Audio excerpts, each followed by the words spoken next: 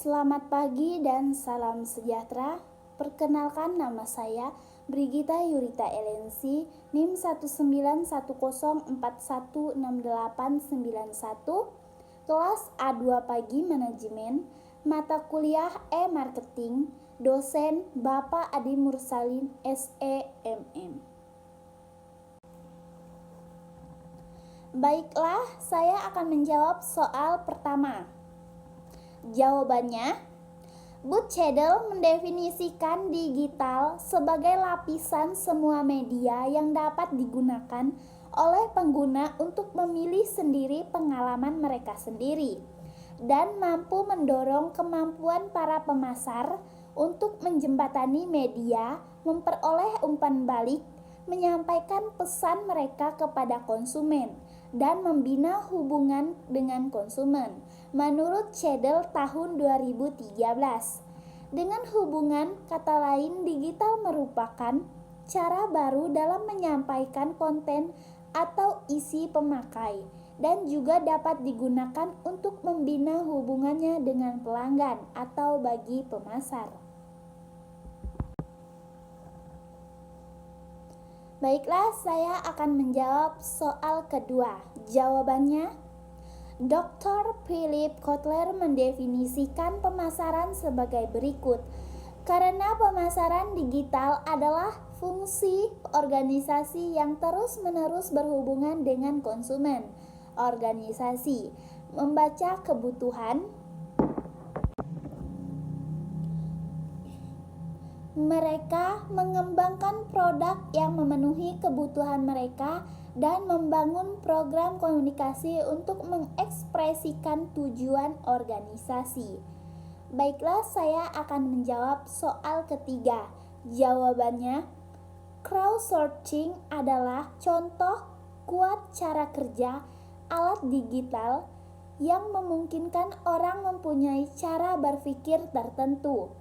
Dalam istilah sederhana, crowdsourcing adalah model pemecahan masalah yang mengandalkan komunitas efektif atau aktif untuk menemukan solusi terhadap masalah tersebut.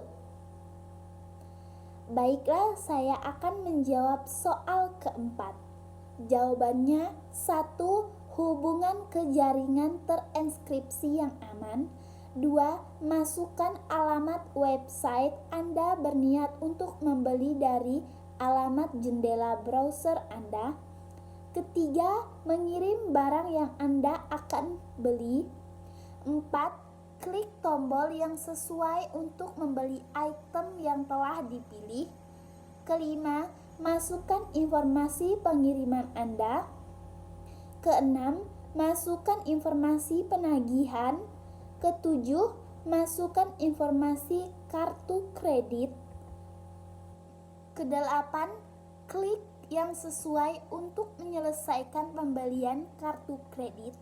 Kesembilan, cetak layar konfirmasi atau bukti pembelian yang Anda terima setelah menyelesaikan transaksi dan menyimpan bukti pembelian sampai barang tiba. Baiklah, saya akan menjawab soal kelima. Jawabannya, instansi yang terlibat dalam transaksi elektronik adalah sebagai berikut. 1. Bank atau penyedia layanan elektronik seperti PayPal, tempat dana pengguna disimpan. Kedua, pihak penjual sebagai pihak yang menerima pembayaran. Ketiga, pengelola kartu seperti Visa, Mastercard, Gojek, OVO, dan tempat lain sebagainya. Penjelasan dari ketiga tersebut ialah transaksi elektronik adalah transaksi keuangan yang dilakukan tanpa melibatkan uang fisik. Transaksi elektronik dapat dilakukan dengan beragam cara. Beberapa di antaranya adalah penggunaan mobile banking, internet banking, dompet digital, dan lain sebagainya. Baiklah, saya akan menjawab soal ke-6. 1. Business to business atau B2B. Contoh dari e-commerce ini adalah mTarget. mTarget adalah perusahaan software as a service yang menyediakan marketing automation tools untuk membangun atau membantu para marketer atau UKM untuk mendapatkan lead sampai konversi dengan mengurangi biaya marketing.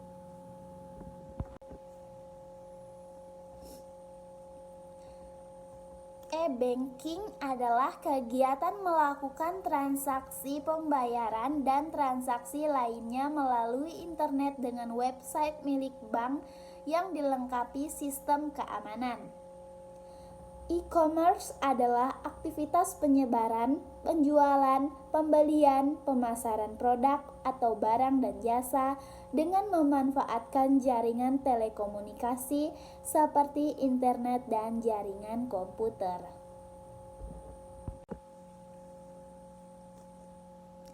Baiklah, saya akan menjawab soal ke-9.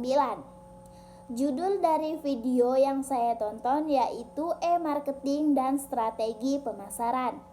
Nama pembicara dalam video tersebut ialah Khairunisa, Dimas Ramadan, dan Parmono.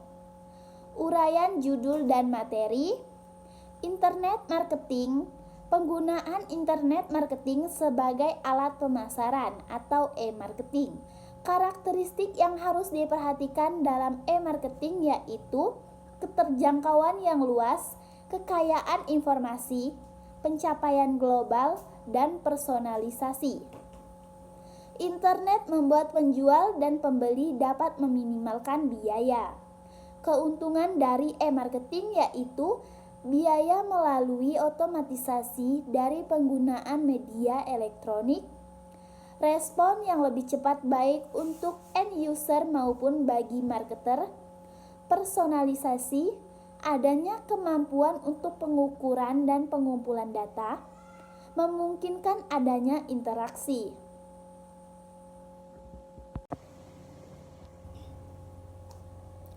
Kerugian dari e-marketing: ketergantungan pada teknologi, adanya biaya pemeliharaan karena teknologi yang terus berkembang, isu keamanan dan privasi, akses teknologi yang belum merata terutama di Indonesia, kompetisi global, transparansi harga sehingga mengakibatkan meningkatnya kompetisi harga.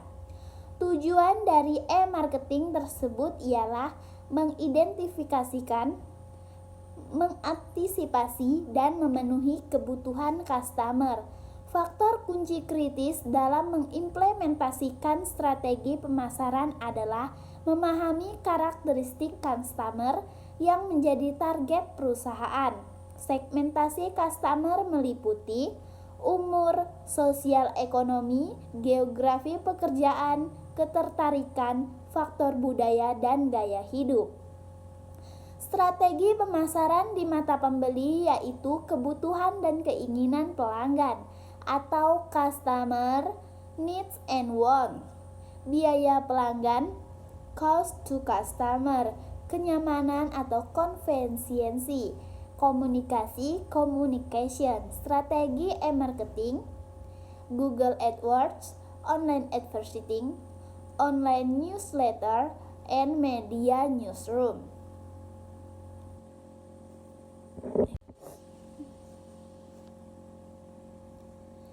Sekian dan terima kasih. Selamat pagi dan salam sejahtera.